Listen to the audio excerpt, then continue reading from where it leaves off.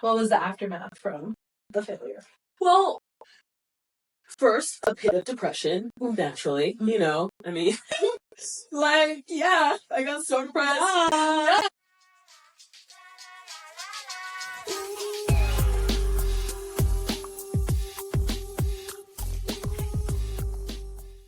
Hi! Welcome back to the Artist Rebrand. What up? What what's new? Not much. All I've been doing is working. Oh, actually, lies. I have a show. I'm in a festival read. Yay!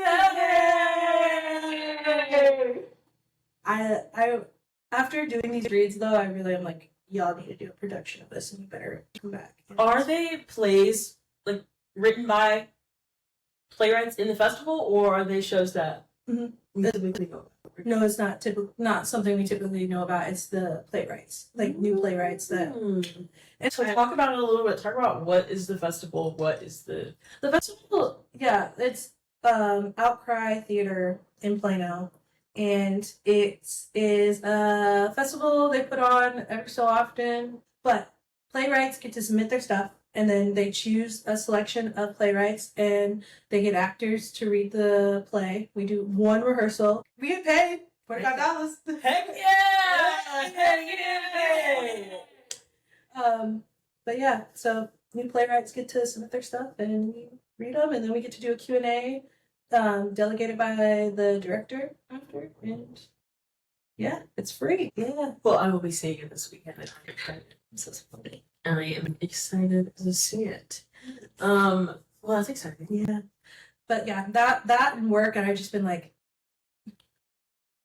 look, no day, no sleep. No sleep. Next, another club. No sleep. Next, fly. Another club. I'm like, I have to party tonight. I have to party tomorrow. I have to party next week. I gotta perform the next day. Oh my god. And we asked for this, booked and busy. Booked and busy. Yeah, I asked for this, and yeah, we love it. I do love it. I am so excited to do it. I'm just like, what is it? Have you heard that TikTok sound? She stole my life. She made me cuckoo. That's why I spent 4 years in that health spa. It's so good. For those who know, you know. Tap in, please. But what about you? What's new with me? I went to a wedding this past weekend. Yeah. It was fun. It was bougie. I felt really fancy. It was in Georgia. So that was nice. And then I saw Sinners again for the second time. What is it? I'm seeing it tonight. You're seeing it tonight. It's so good. It's really good. 10 out of 10 recommend. Okay, I'm not a horror person. It's not horror per se. You watched Vampire Diaries, didn't you? Yeah, I did. So oh, yes. That's what I was hoping it was gonna give, like original. Yeah, it gives original sort, but like it's a little more gory. I like stuff like Kill Bill, Carrie. Yeah, it's really like fun. Kind of it's nothing. Yeah, it's nothing crazy. It's a great. Oh, it was so good. And people say stay for the credits. Yes, stay for the. There's two post credit scenes. Oh, I love when they do that. Yeah, I love when they extend shit. Yeah, it's good. 10 out of 10 would recommend if you haven't seen it. It's worth the hype in my opinion. Like it's worth the hype, and I'm a hater through my core. I'm a hater, but it's worth the hype for sure. Was it the kind of movie that was like, I want to do stuff like this? Yes, I bet it would. I see myself. Yes, because it's also centered around music in a way that is so magical. They approach like reverence for music. They approach, I don't know, music with reverence. That's how it feels. And Black music with reverence. And it's the way there's a scene, you'll know it when you see it, the way that they just portray Black music, bro. I'm telling you.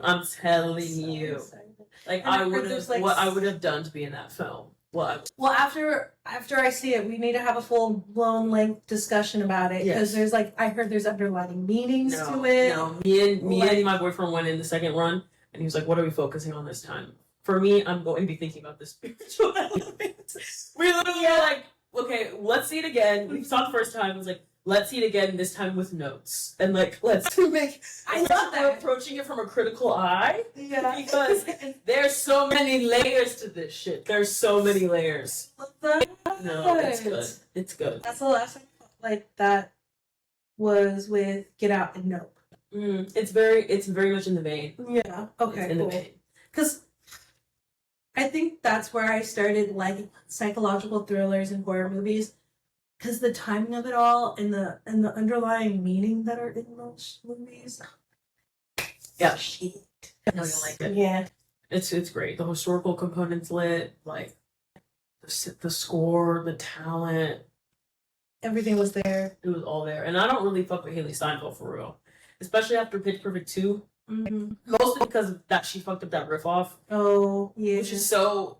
But I don't fuck with Haley Steinfeld because of that. I got anyone, I got you and I... You know what I'm talking about? Yeah, I know. Like, shut up! That shit pissed me off so bad. But she redeemed herself. Yeah. Big time in this film. Oh, big time. Yeah, it was... I can talk about it all day, but... We'll have to save it until you see it. Okay, yeah, please. We'll get Yeah. into more detail.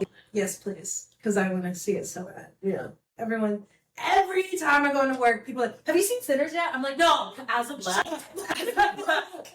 The fact that you haven't seen it yet is a little offensive. I don't understand. That's why I'm like... So you need to go see it. Yeah, You go see it and you'll be like, oh, I get it. Okay. This is why, as I saw it maybe like 2 weeks after it came out, maybe. And even then, they were like, too long. As a black, it's too long. I haven't seen trailers. I haven't seen nothing. Right. All I've had is people come in and be like, have you seen Sinners? I'm like, what? Sinners? And they're like, Michael B. Jordan. He's a twin. I'm like, Brother, you need to see it. Don't watch the trailer, just go see it. okay. That's what we're doing. It's so excited. I'm glad it's still in theaters. But, yeah. Well, that's good.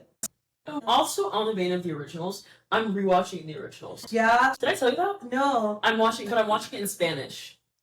I've dubbed it in Spanish. Is it better in Spanish? No, I just am trying to practice my Spanish skills and like, keep it fresh in my brain. Yeah. And I also don't really remember the show though. I don't think now I'm rewatching it. I'm like, did I even watch this? I don't remember. But it's Originals is good. I like getting more of Klaus's backstory and so good. the Michelsons. The Michelsons are. I mean, they were the best. They were the best villains that ever crossed the stage. Ever. Oh, for fucking Not even. sure. It wasn't even a contest. Wasn't a question. No, and then like the other villains that came after, I'm like, y'all, you're not. You're not built the same. Sorry. No. No. I could never love and hate a villain at the same time. Like I loved and hate them. It was so good. Yes. So rewatching that, but I don't remember the plot. So it's like I'm watching it for the first time. So that's fun. Oh, I'm watching Handmaid's Tale, and that is so good, but also scary. Yeah, I've never tapped into it because it's a little too real. Yeah, it's getting a little too. It's a little, especially during these times. It's a little too close to home. Yeah, and I relate to one of the characters a little too much. Moira, everyone says I look like Moira. Yeah. But like also being queer identifying and it's a little too real. It's a little too real. Acting is a little too good. Oh. And I'm just like the story's a little too well written. Yeah. But it's good. It's worth it. If you haven't seen it, and especially since that last season's coming out, y'all. Stressed. Stress. I might tap in. I've been wanting to tap into the Handmaid's Tale, but I need to. I don't know. I like watching things that aren't too real right now. Either like true suspension of disbelief in like a sci-fi way or a mystical way or New Girl. That's all I can. That's all I have. Dystopia is a little too real. No, it's too real. I was reading this book called The Parable of the Sower. Yeah. It's like a duology. That's like 2 books in a series by Octavia Spencer. She wrote it in the 90s. Oh. And it was so real. It was so real. Because it was set in this time period. Mm-hmm. And the second book she wrote, I had to stop reading it because literally she talked about how there's this new presidential candidate running on the premise of Make America Great Again. And I was like, this was 1996. I was like, people. Clairvoyance. So yeah, I had to. No, and she tapped it. No, but it's good. It's real good. But Yeah. but yeah, I mean that's pretty much what I'm watching. Yeah. What are we watching? For me, oh yeah, Handmaid's Tale, and I've been bouncing. I like anime too, but I haven't had. I'm thinking about rewatching My Hero Academia because there's a final season coming out for that one. But then I tapped into you. Have you watched it at all? Yeah, but no, not at all. And Joe, you're a fucking creep. To say the freaking least. To say the freaking That least. man. And then that series is about to end. So I'm like, I'm watching so many series that are. What? I'm like, give me more. I haven't watched the new season of You. I need to watch that. Yeah. But it's exciting because a lot of shows are starting to be more about the plot and not about the experience and the visual effects. Because yes, we love TV and film for that, but at the end of the day, the reason why people are watching these stories is because it's relatable and watching people go through challenges and hardship, and that's why people watch. It's not for the visuals. Because the visuals, I mean, it's not impressive anymore. No, because we've gotten to a point where everything's AI. It's just not impressive anymore. You make things too hyper realistic, and it's just like, okay, been there, done that. But we know it's not real. Exactly. So it's not. I think that shock value that you get from like the 1960s or 50s, seeing something in color for the first time, you're not going to get that now because you have hyper realistic TV. Yeah. But what we really want to see are quality stories. I think like human connection. Yeah. Like, no one else. Yeah, we had a great catch up, but what are we getting at? What conversation are we talking about today? So today we are starting our series on failure. Yeah. Because me and Janae have some experience with failure. Ooh, don't we? Being flopped and just landing on our ass and taking a dive off the pool and doing a belly flop. And doing a belly flop into the pool. Like from high up. Breaking a rib. Yeah. Or two. And then sinking. Then sinking.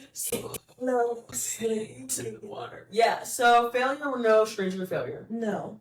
So today we're going to be talking a little bit about our individual experiences with it, our stories, and kind of a big failure that shaped our lives, and the reality of that, and dealing with that, and how we healed from it, and what we learned from it as well. Yes. I think it's really important to not see failure as a stopping point, as like you failed, it's over. Yeah. Because it's inevitable. Yeah. Inevitably, you'll go through something bad, or things won't go according to plan. It's just the fact of life. So how do you deal with these moments when they come? Approach yourself with grace as well. Yeah. What does it mean to fail? What does that look like? And how can we kind of reshape that idea as something to take with you into the next chapter, as a learning experience, rather than, instead of you either win or lose, you either win or you learn. You know what I mean? I like that reframing. Kind of reframing it like that. So that's kind of what we want to talk about in this part series. Yeah. So do you want to go first, or you want me to go first?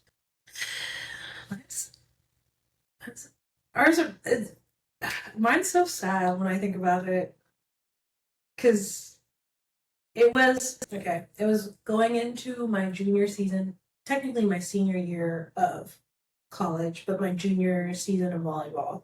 It was our spring season, and the year leading up to that season, I was trying really, really hard to get better at setting, because at this point I was riding the bench real hard, and I was trying to still be like a supportive teammate and stuff. And also, my mom's health wasn't great, and so I just felt like this is something that's in my control. I can get better at this. So I worked really hard, and one of the coaches, our head coach brought in a guest coach who worked with the men's USA volleyball team, and he was a setting coach and like a hitter coach, and he worked with me for so. Brad, shout out to Brad, you were a dope one with his turtle van. But he worked with me every single day. We literally just sat there setting into the hoop over and over again. And like the consistency of that, he really helped me shape my hands. And we get to spring season, and that's when we're playing D1 teams and stuff like that. So we went to Idaho State. Oh, yeah, Idaho State, D1 college. We played the teams. And I haven't played all day at this point. I have, like, in spring season, everyone gets to play. But at a certain point, I was like, I'm not playing at all. And my coach was like, okay, I think we're gonna put you in. And my friends, one of my really good friend, who's still my good friend, was telling me like why you need reps, like you need game reps. I don't understand why this makes no sense. How are you gonna get better? Like you've been practicing, this is unfair, and I'm just trying to stay positive. I'm like, it's okay, it's fine. Like I get it. And honestly, I was doubting myself just because my coach didn't put me in, and I went in and when I went into set, I was so anxious. I was overthinking everything. And I was just in my head. I wasn't allowing the reps that I was doing. I got a lot, like over so many reps. And I didn't trust that instinctual like habit. And I doubled. I was doubling. I was overshooting the set. I couldn't even play defense, which is one of the things I rely on the most, but what is doubling? That's okay. Oh, For yeah, for the volleyball volleyball. Okay. So doubling is the most embarrassing thing a setter could do. Not that it's embarrassing, but if you're meant to be a setter, that's when the ball spins, like you contact the ball twice when you're only supposed to do it once, like a one fluid motion. Mm-hmm. So I was doubling. I was not sure where to go setting wise. My hitters were struggling to hit off the ball, and then my coach was like, okay, after that set, like I don't even think I finished that set. And so then they let the younger setter, Malia, love her, love you down, girl. You honestly helped me through a lot. But she just had to play for the rest of the spring. And You didn't play the rest of the spring at all. the rest of that game at all. I hardly said. So that was like my biggest failure. That when looking back on that, I was like, I didn't even give myself a chance because I was too in my head. That's one of the things too, I guess, because you and me both come from that student athlete background, and we wrap so much of our identity into our sport and our sport performance, and that's what makes something like that happening feel like such an insurmountable failure. Because if I'm not good at my sport, I've dedicated my whole life to. Yeah. All of my fall and winter season, just working with Brad. Yeah. I even did reps on my own. You're dedicating so much time to improving your skill, acknowledging that there are things you need to work on, and to get on the court, you need to work at these things. Yeah. And then all that really matters is that when game time comes, when the lights are on, you show up. Yeah. And not being able to do that. Yeah. I choked hard. Like hard. So bad. And then I was really happy for my friends on the team because that day they like crushed it. They did amazing. And then I just flopped hella hard on my face and left a mark. So where did that kind of lead you in the short term? I guess how did that impact you? Insecurity. Like my insecurity got worse. I literally just saw myself as a practice player after that, and that sucked because it's like I just took myself off the team. Like at that point, I took myself off the team. I was like, I'm not seen as a leader. I'm not seen as a person who, not only can I not perform, but I'm not even being seen as a leader on the team. So I was just like, why am I here? And I was kind of just, I was over it at that point. I was ready to just get this season. I just want to be done with spring season. Yeah. So, and it was tough. I went very, very mentally not good.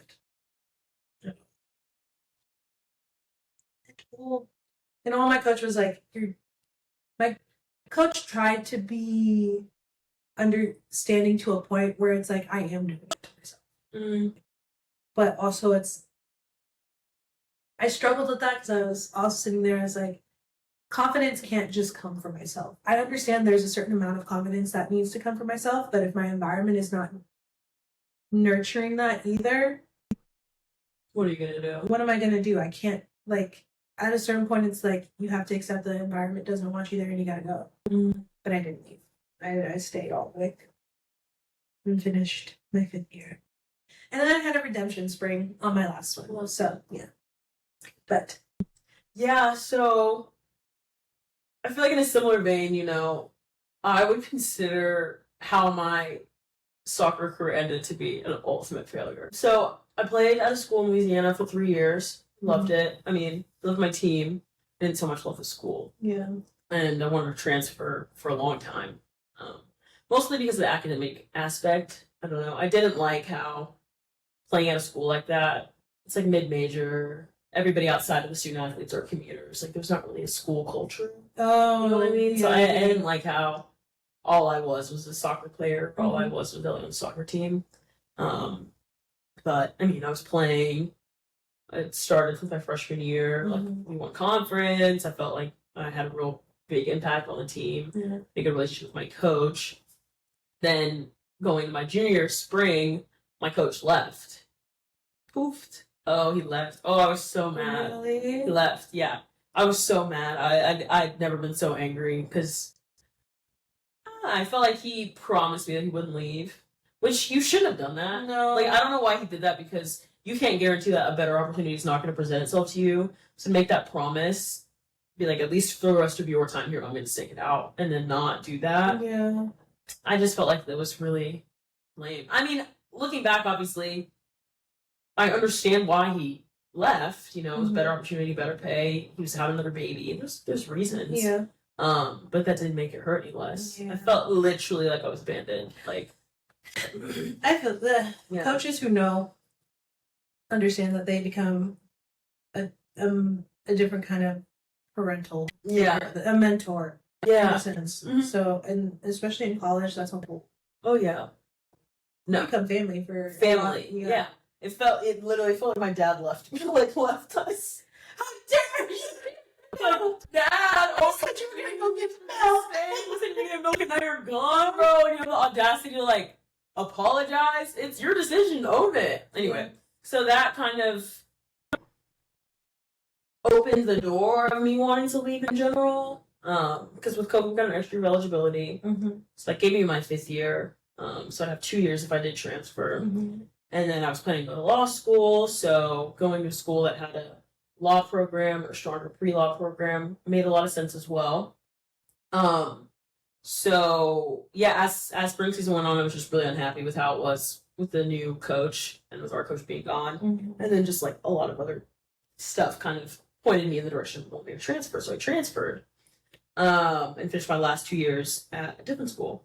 And to go from playing nonstop for, you know, starting playing to not being a thought was basically what my experience was. I don't know, you go from big fish, little pond to like regular sized fish in a gigantic lake. Because I mean, there was some real talent at that school, and I had a lot of external factors that kind of shaped why it went the way it did. You know, I had family sickness and stuff, but I feel like I can make whatever excuses as, you know, a bunch of excuses or rationale for why things went the way they did.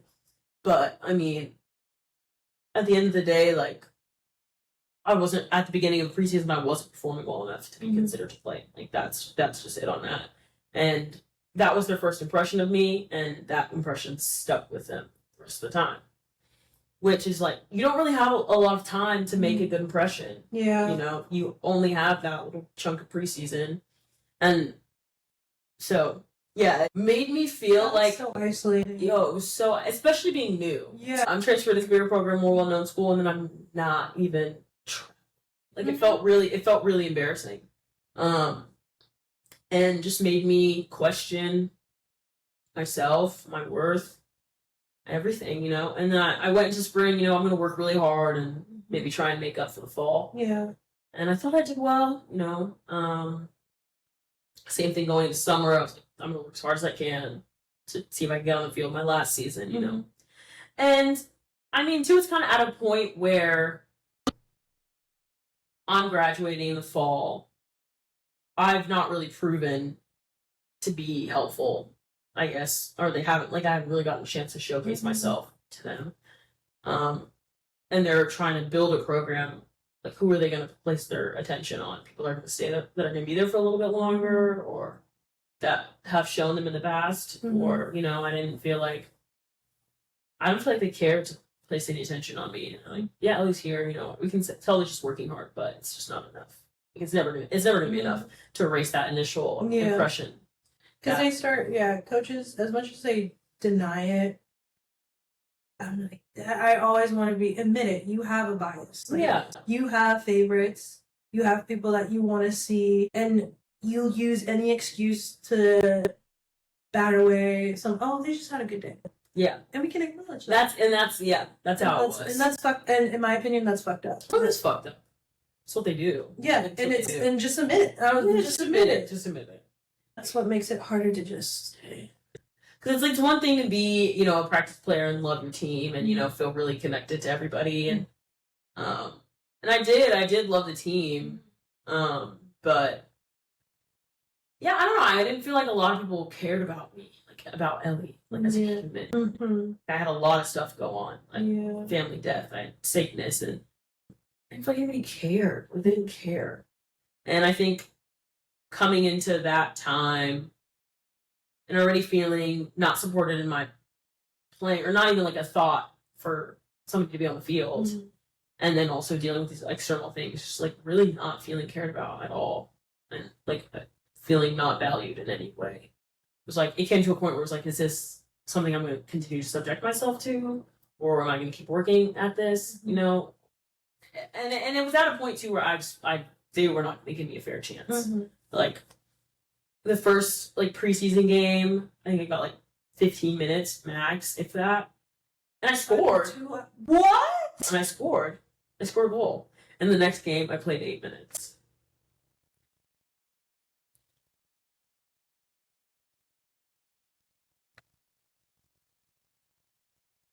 Sorry, I needed a moment of silence to digest that. That's crazy. Yeah. So it was kind of frustrating. And then another one of my teammates, they were coming off of injury and stuff, and were, recuperating, getting back into it. And so they missed a couple of those early games. And then their first game back, they played 30 minutes. And I was like, okay. I was like, yeah, I'm not going to play. They're not going to play me. They're not going to play me. So I was like, okay.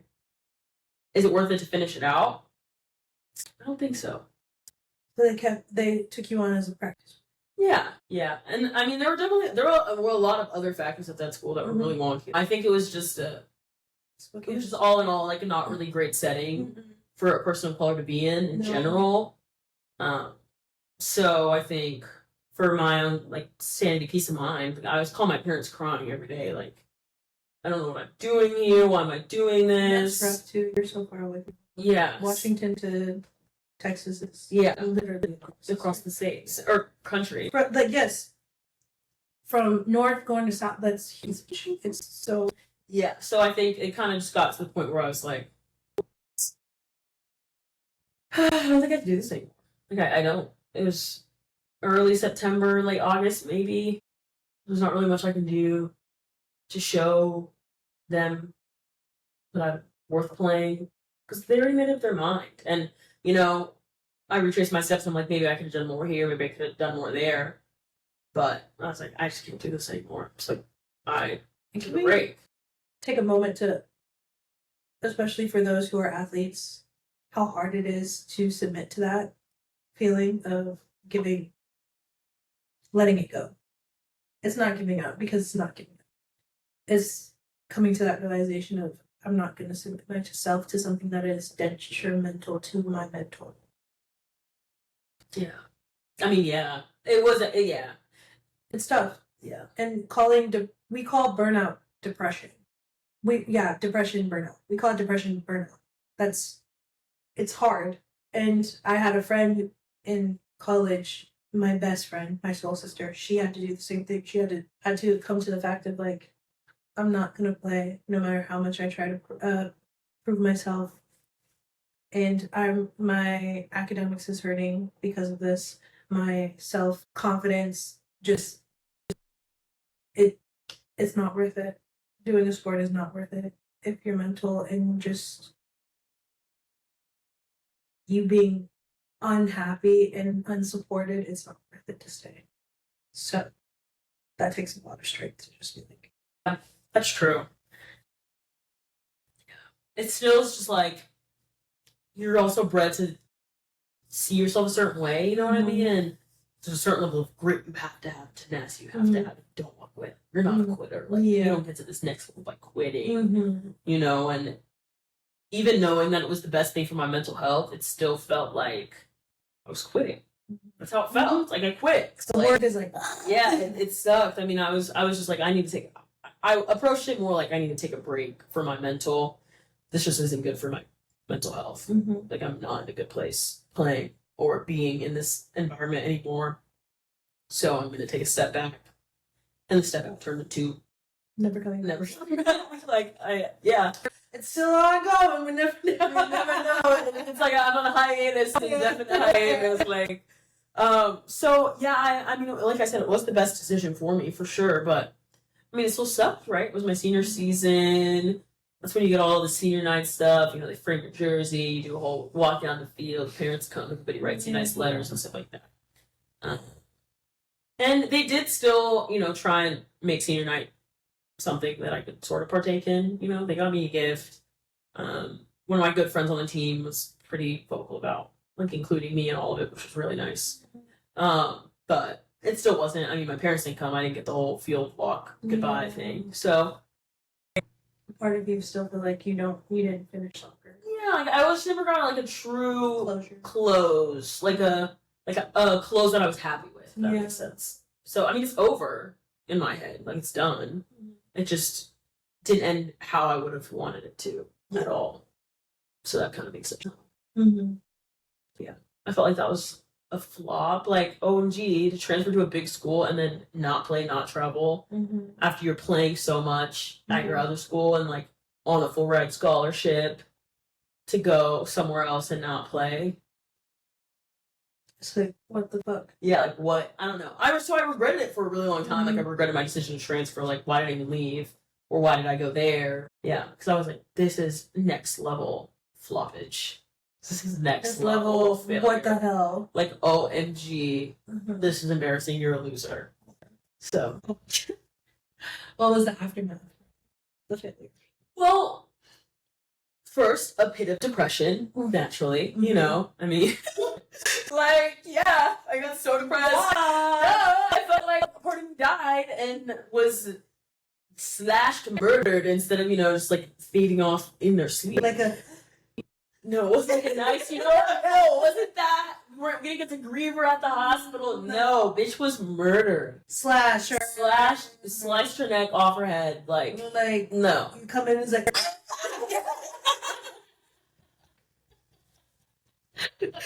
Like seriously, so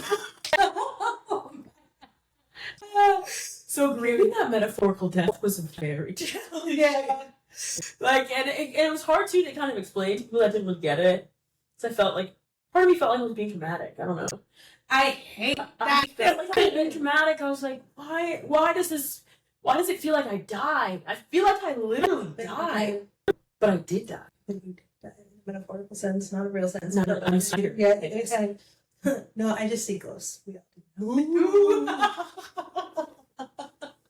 No, but like, that childhood, that little Ellie that loved soccer and saw herself as doing it at a professional level, that part was disappointed. Yeah. And that's fair.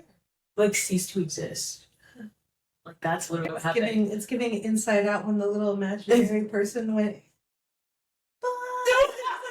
fades down into the, like, sea of the abyss. Oh, I'm like, yes. So, yeah, it was, yeah, I don't know, because to me, I thought, failing at soccer meant failing, period. Because soccer was my identity. Even as much as I disliked that being the case, I felt like I wrapped up so much of my self-worth into how well I performed at soccer. Because everything I did up until that point was because of soccer. Yeah. Everything I ate, the way I trained, the people I hung out with, Mm-hmm. the reason I was at the schools that I went to, it was all because everything led me to soccer. Yeah. So, failing at it in that way that I perceive it as a failure. I mean, not playing, going to college, not playing. What the fuck? I don't know. That's like, that sucks. Mm-hmm.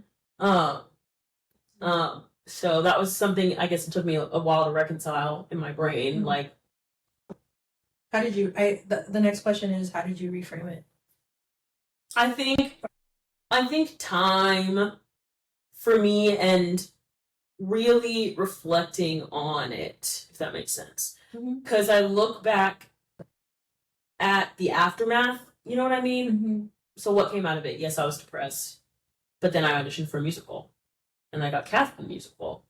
And then I rediscovered my love for performing. Mm-hmm. And then I met all these new friends in performing, and then I decided that's something I really want to do. Yeah. And that healed a part of me that I didn't even know was broken. Mm-hmm. You know what I mean? And not really getting to pursue. I never got to pursue the arts Yeah. when I was playing because soccer was my whole existence. But now that soccer isn't my existence anymore, it freed me up to do so many other things. So honestly, it was like that failure was, I guess, falling off your ass and another perspective or new. Yeah, it was like a starting block for something new. Mm-hmm. I was able to rebound off of that. Like without that failure, I don't think I would have. Who's to say if I stayed at my school or transferred to a different school, I would have even done a play or done a musical and back into committed to law school. Yeah, so I think everything. I think I had to adapt the mindset that everything happens for a reason, no matter how crappy it feels in the time. There was a reason that it played out the way that it did, and I learned a lot. You know, I learned what it takes to really achieve your goals.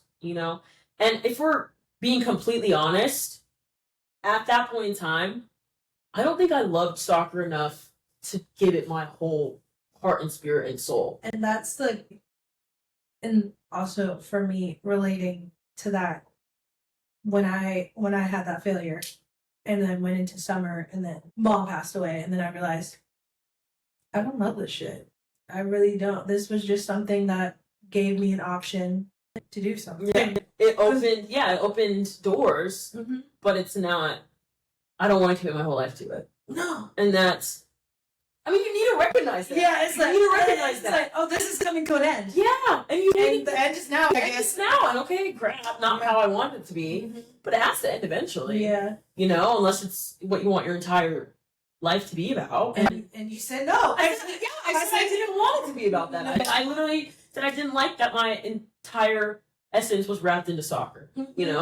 And sometimes spirit, God, universe gives you.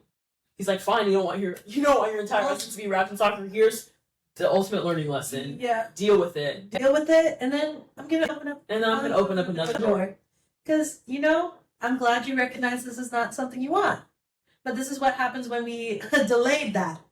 This is what happens when we delay a part of ourselves that needs recognition and needs that feeling. Because with failure, it's allowing us to open ourselves up to something within ourselves that was not getting that attention.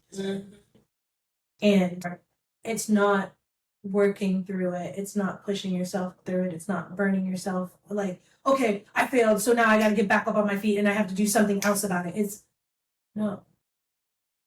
How are you doing with this failure? You have to stop it and recognize that. You have to nurture yourself. And we have everyone has that ability to be both nurturing and action oriented, but you have to balance that out.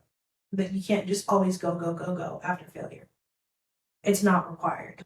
No, it's not. It's not required. You need to stop and give yourself grace. And I think I did that. But then also when you've gotten to the point of forgiving yourself and making peace with the situation, and you need to reflect on maybe, hey, what could have gone different? Like, what could I have maybe done differently? Or what does this tell me? What does this show me about myself that I'm not paying attention to, like you said?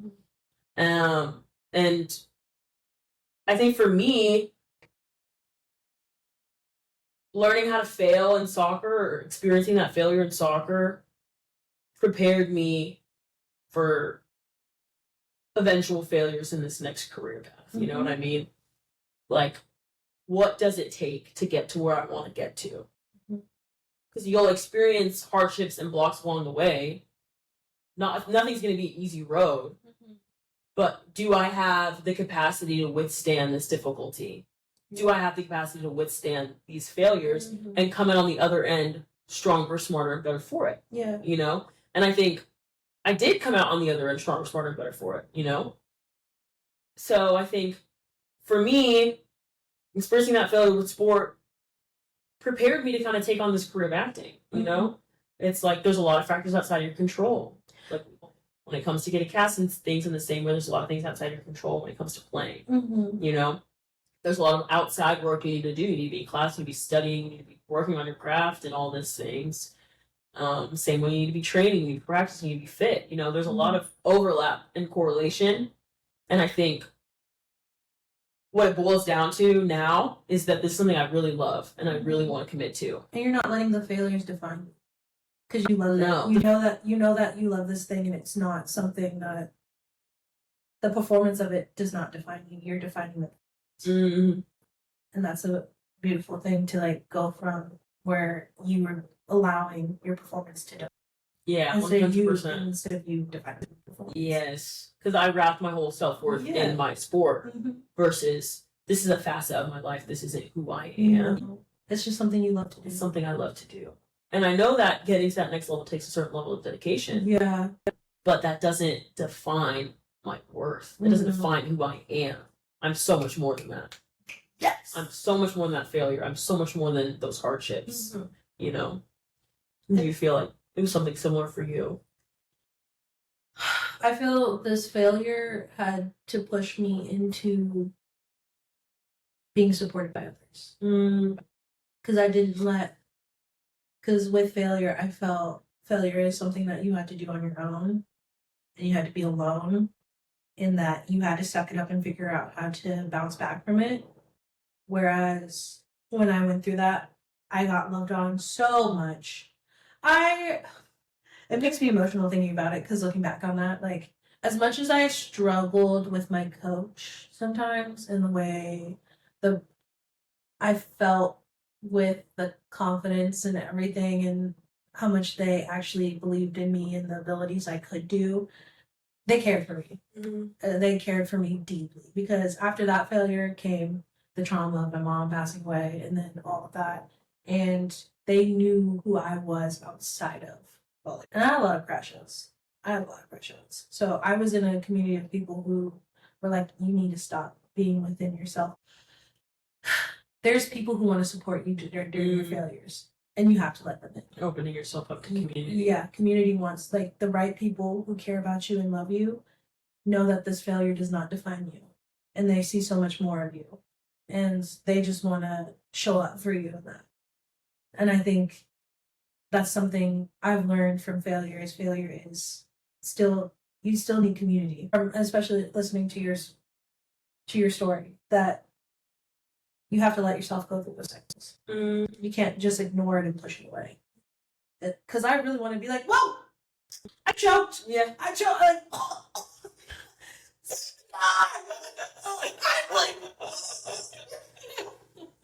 but like, I have people who knew that I'm a great athlete and said, we see you work. We saw you work. We know this has nothing to do with you. And not that I was looking for external validation from it. If anything, I was like, please stop. Please shut up. I know I sucked. Don't try to. But they wanted to help remind me to not get sucked in that failure. So I think there's so many different ways we cope with failure, and that's something we'll touch on more later in the series. But ultimately, you have to open yourself up to what can develop from failure, and not see it as an ending point. No, and I think if you're able to do that, and I think that comes with what you were saying. Like, you have to give yourself time to grieve it. You need to give yourself grace and feel the feelings and feel like the shittiness of it.